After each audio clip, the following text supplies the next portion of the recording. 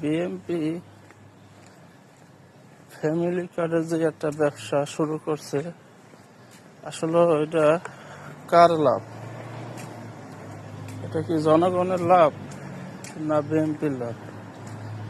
এটা আসলে বিএনপির লাভ।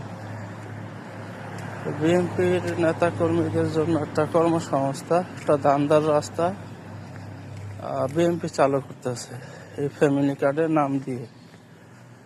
যেমন ধরেন, ফ্যামিলি কার্ডের জন্য আপনারা তো যান, কারো থেকে 5,000 টাকা চাইবো, কারো থেকে 10,000 টাকা নিব, বলবো যে আপনারা 5 বছরের জন্য আপনি এত টাকা পাবেন, আমাকে এত টাকা দিতে হবে, তাইলে আপনি ফ্যামিলি কার্ড পাবেন।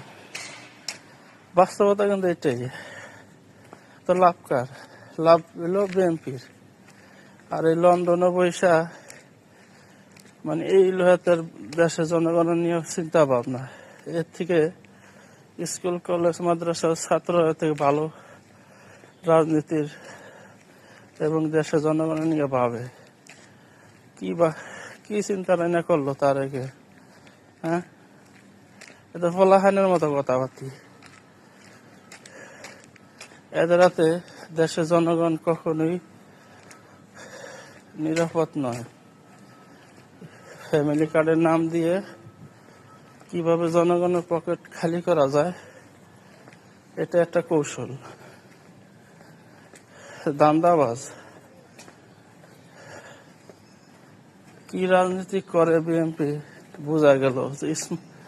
ফ্যামিলি কার্ড নিয়ে এখন তারা উঠে পড়ে লাগছে।